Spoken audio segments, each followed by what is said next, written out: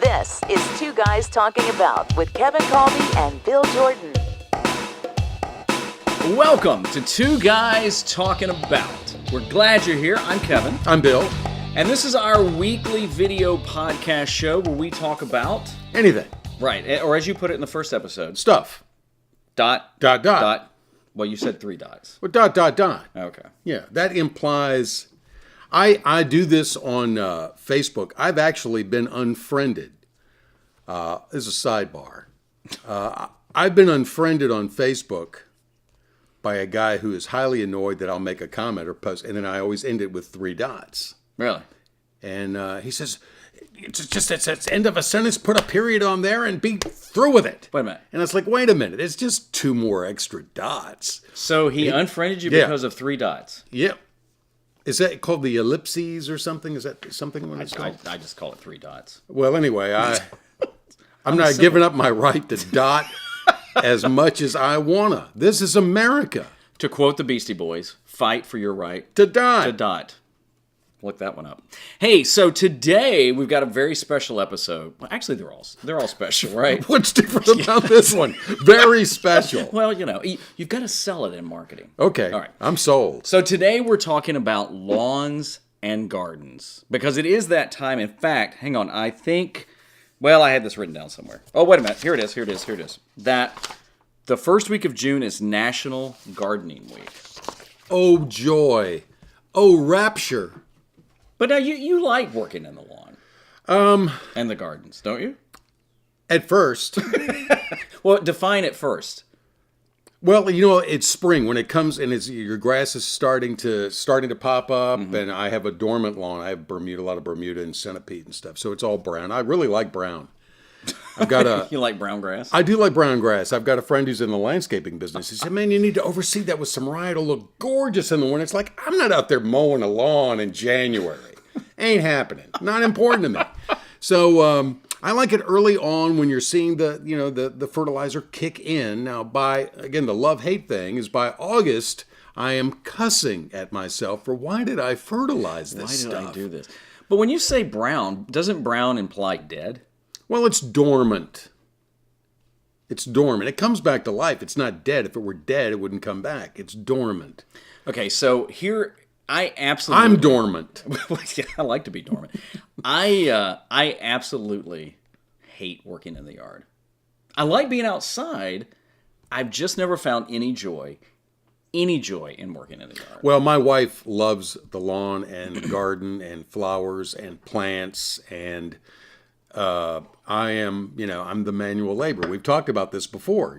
Guys are in charge of. We're basically, I'm not trying to be sexist, but the way it breaks out in our home, I'm like vehicle maintenance and lawn care. And that means, although she loves mowing the lawn, on the riding lawnmower, she can get out there and she likes to do that. What I like best about the lawnmower is not necessarily taking care of the lawn, although you see your results. You got those stripes, yeah. And I like that, right?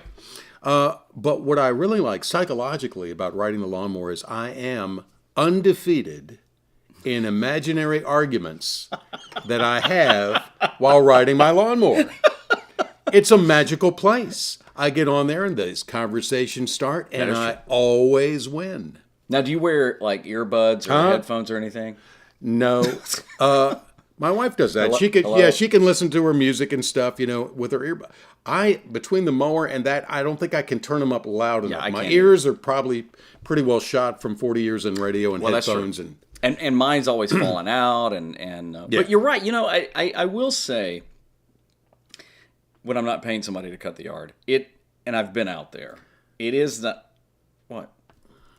You pay someone to cut the yard. Okay, so here's the deal. So I'm going to take you back to my childhood. Okay? I've got a couch. Do you need a couch? I think, okay, first of all, I charge $150 an hour for actually this. I need a big oversized chair. Okay. When I was little, my dad went out and invested in one of these like self-propelled mowers. Mm-hmm. Now, before they've gotten to as sophisticated as they are now. Right. Thankfully, he didn't get the ones that have the electric, the extension cord. Oh, gee. Have you seen those? Yes. Or the battery ones. Yes. It's like, no. But he got this thing that was about the size of a Fiat, and it worked for a summer or two, and then the gears stopped. But he wouldn't go buy another one. Get out there and mow, and it'd be like, ugh. And we had a flat yard. It was like I was pushing a car around. Oh, okay. I hated cutting grass. Even when I had a few jobs making money, which is not a lot.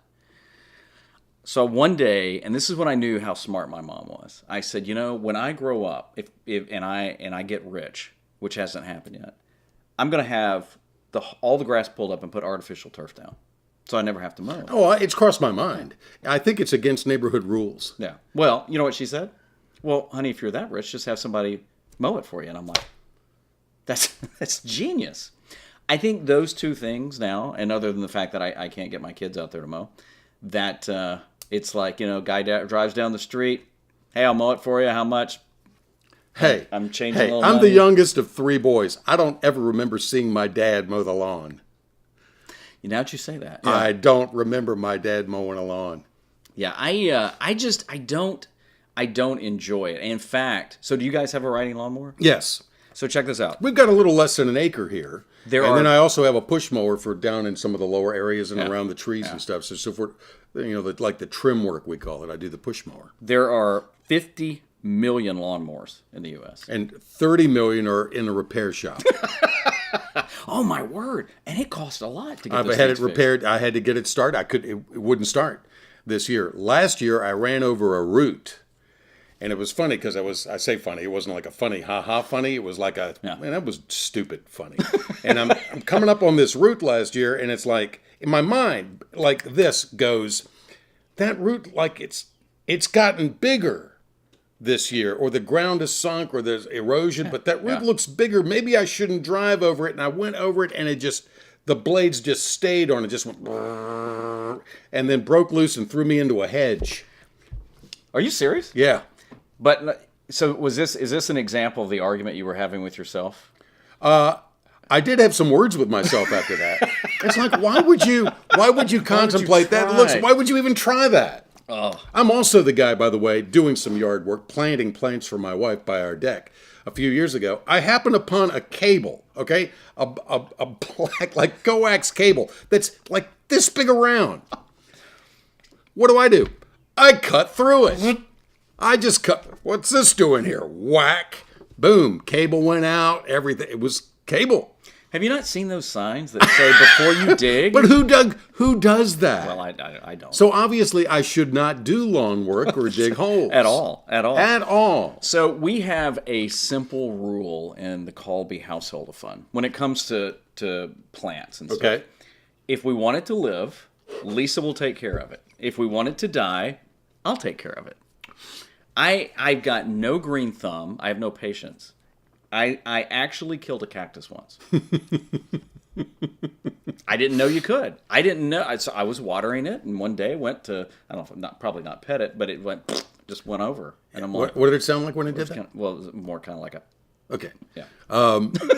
Yeah. See, Marianne won't let me use Roundup, which is the ground clearing the grass. It'll kill whatever that stuff. And because it's kind of like the notion of if you have a hammer, everything looks like a nail. If I've got a sprayer full of Roundup, everything looks like a weed to me. So I've wiped out all kinds of like sentimental plants. I mean, not ornamental, but sentimental plants. Get them.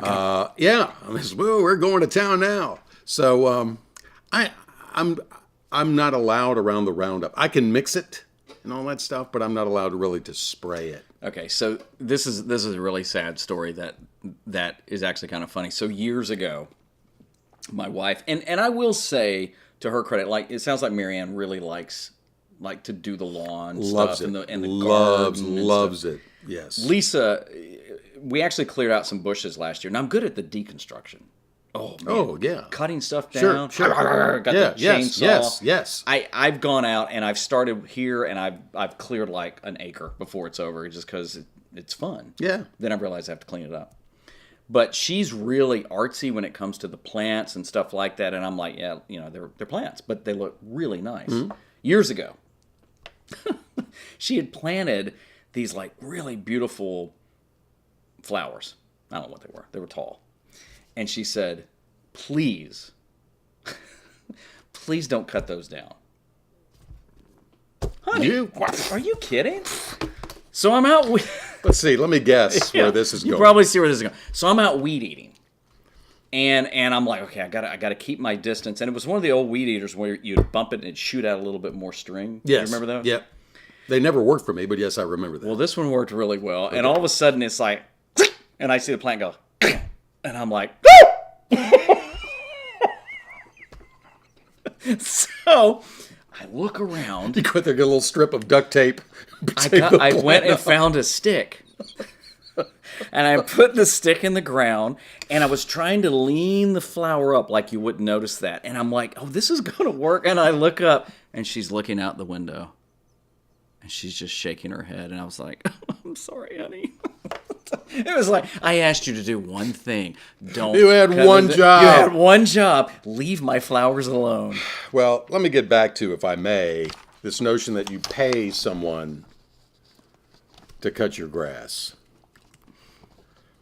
Which I understand. There are people who pay to cut the grass. I was kind of raised to, if I can do it myself, I'm not going to pay somebody to do it. Yeah, I don't like doing it. Well, this is something I used to read on the air, and I think it is so accurate and so spot on. See if it is not you. And this kind of got me thinking about this when Marianne wanted me to go to Home Depot to buy dirt. I'm buying bags of dirt. Saturday morning, I'm out there. We're selecting dirt. What kind of dirt do you want? And this is, if you would imagine our Creator, imagine God in a conversation that he might have with St. Francis on the subject of lawns. And God says, hey, St. Francis. That's how God sounds in the center. Hey, St. Francis. Wait a minute. Okay. It's my take. That's fine. All right. You know all about gardens and nature. What in the world is going on down there on Earth? What happened to all the dandelions and violets and thistle and stuff I started eons ago? I had a perfect no-maintenance garden plan. Those plants grow in any type of soil, withstand drought, and multiply with abandon. The nectar from the long-lasting blossoms attracts butterflies, honeybees, and flocks of songbirds. I expected to see a vast garden of colors by now, but all I see are these green rectangles. St. Francis replies, it's the tribes that settled there, Lord. The suburbanites, they started calling your flowers weeds and went to great lengths to kill them and replace them with grass.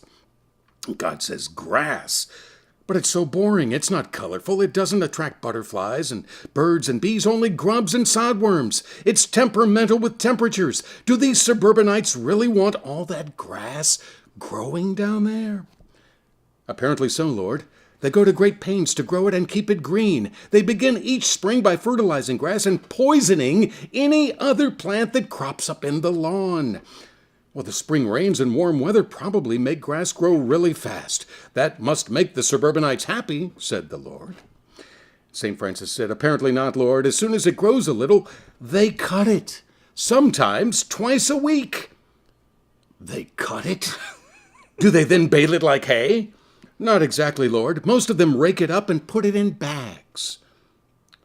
They bag it? Why? Is it a cash crop? Do they sell it? No, sir. Just the opposite. They pay to throw it away. All right, now let me get this straight. They fertilize grass so that when it does grow, they cut it off and pay to throw it away. Yes, sir. These suburbanites must really be relieved then in the summer when we cut back on the rain and turn up the heat. That surely slows the growth and saves them a lot of work. Well, you're not going to believe this, Lord, but when the grass stops growing so fast, they drag out hoses and pay more money to water it so they can then continue to mow it and pay to get rid of it. God says, what nonsense. At least they kept some of the trees. That was a sheer stroke of genius, if I do say so myself. The trees grow leaves in the spring to provide beauty and shade in the summer, and then in the autumn they fall to the ground and form a natural blanket to keep moisture in the soil and protect the trees and bushes. Plus, as they rot, the leaves form compost to enhance the soil. It's a natural circle of life. You better sit down, Lord. The suburbanites have drawn a new circle. As soon as the leaves fall, they rake them into great piles and pay to have them hauled away. No, What do they do to protect the shrub and tree roots in the winter and to keep the soil moist and loose? After throwing away the leaves, Lord, they go out and buy something they call mulch. They haul it home and spread it around in place of the leaves. And God says, where do they get this mulch? St. Francis, they cut down trees and grind them up to make the mulch, Lord. God says, enough. I don't want to think about this anymore. Sister Catherine, you're in charge of the arts. What movie have you scheduled for us tonight? And Sister Catherine says, Dumb and Dumber, Lord. It's a real stupid movie about... Oh, never mind. I think I just heard the whole story from St. Francis. Is that not true? That is. This is true. That is. We are insane. Oh. Well, and we, and we live in North Carolina. I don't know where you're watching this from, but we're in the land of pine trees, right? And when we first moved here, I thought the pine trees are really cool. Until after I had blown off the deck and raked for the 100th time. And then one day, there's a flyer in our mailbox. These two young guys, they've started a business selling pine needles. And I'm like, you guys are going to die broke. Just look around. Oh, so I don't know. It's a love-hate with me in lawn and gardens. But we do have a question for you. Assuming you do lawn work and you're not, like me. What is your least favorite thing to do in the lawn or garden? I mean, you got to have one. So drop a comment wherever you're watching this and let us know what is your least favorite thing to do. This could get really fun. Yeah, I can tell you my favorite thing is to sip an ice cold beer while watching my wife mow. Or if you want to tell us your favorite thing, like that. Listen, we really appreciate you watching wherever you're watching this. Leave us a comment like we asked, please. And share this with somebody, especially if you think they'd get a kick out of it. But until next time, I'm Kevin. I'm Bill. And this has been Two Guys Talking About. Thanks for watching. This has been Two Guys Talking About with Kevin Kolbe and Bill Jordan. If you have an idea or comment or you're interested in sponsoring the show, connect and find out more at twoguystalkingabout.com. Two Guys Talking About is produced by Kolbe Creative Media.